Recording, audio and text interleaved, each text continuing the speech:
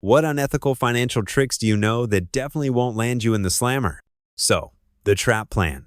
You and I get jobs at a bank. Doesn't matter what position. The main thing is to get in. Then we just go to work, do what we're supposed to, gain trust, become one of them. Get it? How do we get the money? That's the whole trick, dude. They'll put the money in our accounts themselves. Every week, every month, year after year. They won't even realize they're being robbed.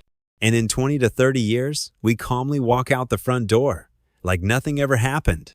Become a politician and accept monetary gifts in exchange for favorable laws. That crap is definitely illegal, and you'll definitely be behind bars. Wait a minute. If you're really talented, they won't put you away. They'll elect you to Congress. The real money is in insider trading. You can bet on a company and then push through a law that practically guarantees its success. Or, conversely, bet against a company and pass a law that sinks it. Pretend to be a hot chick and write that you need a sperm donor, but only the old-fashioned way, and definitely with a specific ancestry, and no genetic flaws. To prove it, the potential donor has to take a genetic test and send a link to their results on 23andMe, a private biotech company. And the link, of course, will be your referral link. You get $20 for everyone you refer.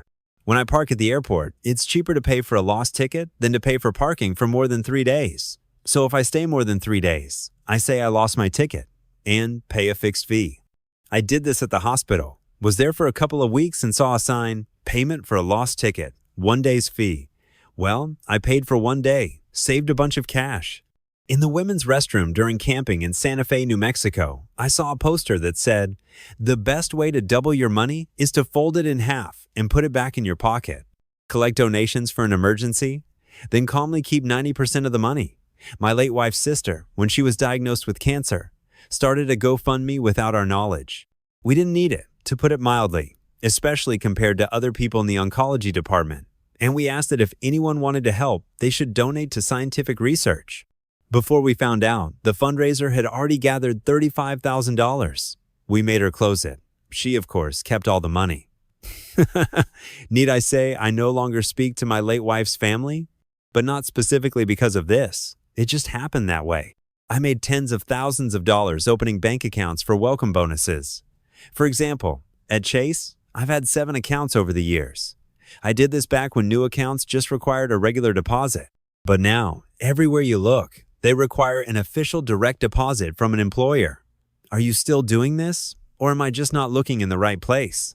You can probably set it up so your salary automatically splits and goes to several different accounts at once. Drag other people's grills from their yard to the curb. Once the grill is on the curb, it's considered trash. So taking it and reselling it isn't illegal anymore. Become the guardian of a lonely, elderly neighbor. Then pay yourself guardianship fees until he kicks the bucket. Betting apps sometimes have cool welcome bonuses. Like bet $5, get $150 in bonus bets. You place your $5 bet, then $75 on one team, $75 on the other. There's your free $75. Actually, this isn't even unethical, since they offer it themselves. Just keep it in mind.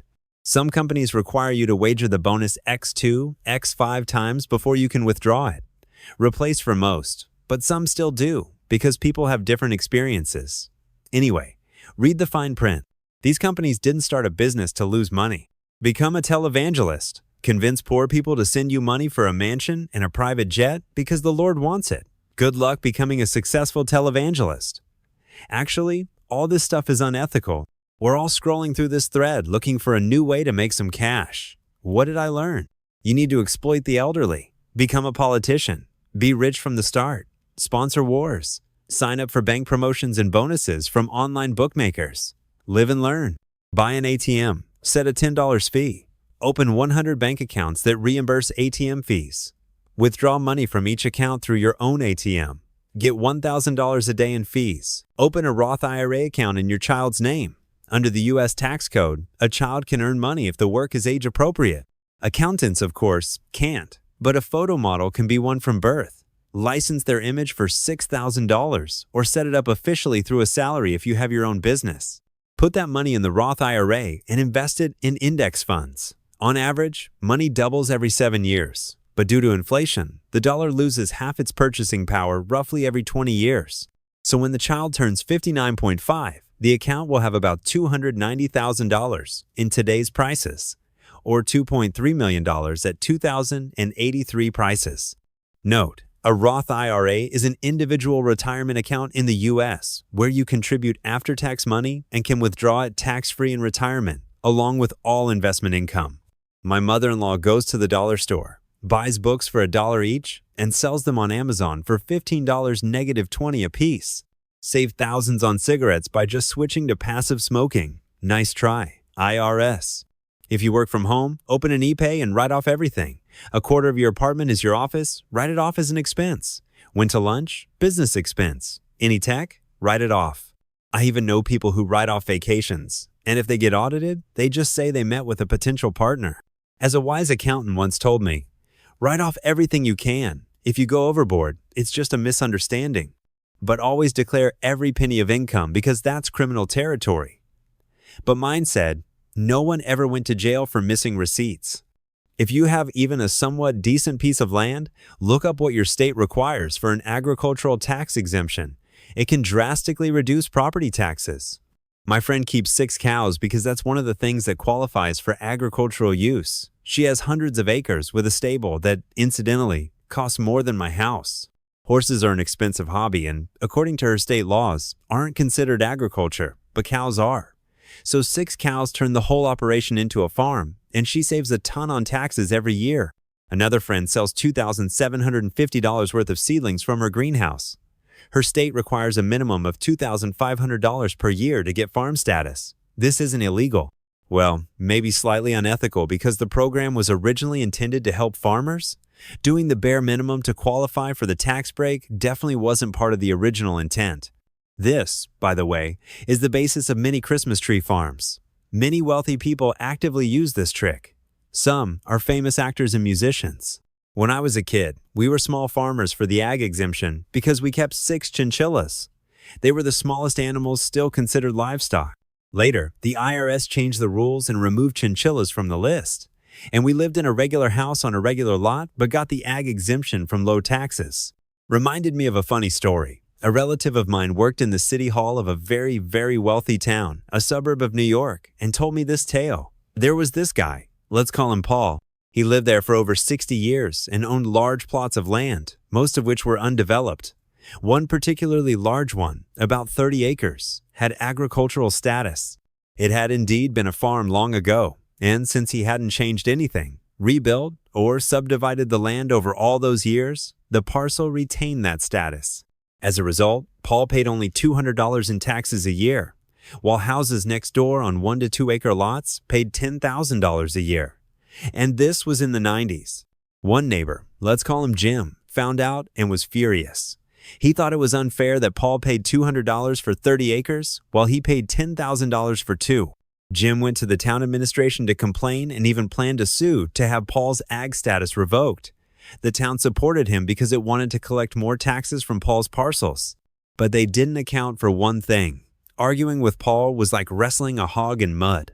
The longer you fight, the more fun he has. Paul had absolutely no intention of giving up his tax haven. He was smart and not poor himself. Hired a lawyer, and the case went to court. The court ruled that if Paul wanted to keep the ag status, the land had to be used as a real farm.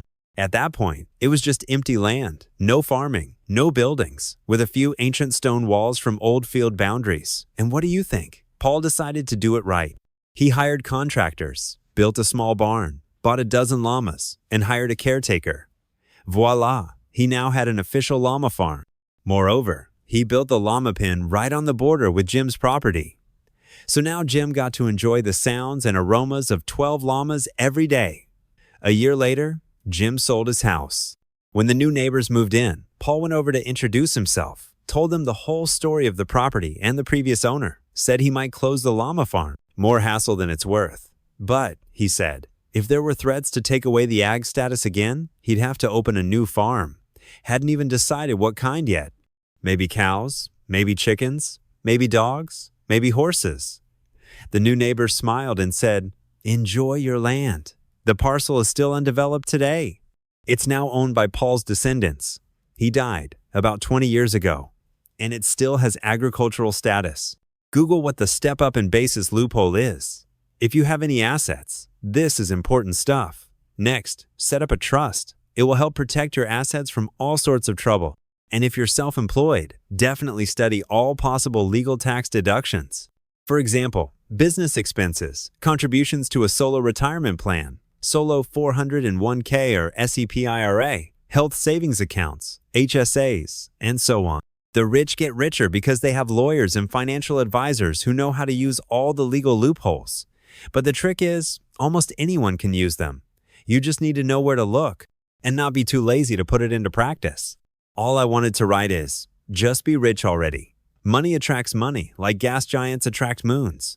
Hire people to make goods and provide services for you, and pay them less than the profit they bring you. Invest in arms companies and profit from the deaths of people all over the world. Collect coins from wishing wells. Eat a couple of grapes for free at the supermarket.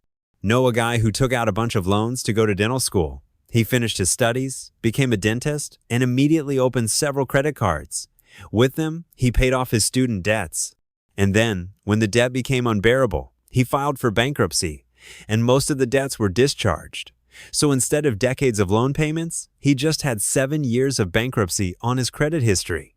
Use the Trump method to rake in billions. Open Company A, which owns intellectual property. Then launch Company B, say a construction firm, doing renovations. Everything Company B earns gets sent to Company A as payment for using the intellectual property. Company B doesn't pay any contractors, then simply declares bankruptcy. Company A keeps all the money.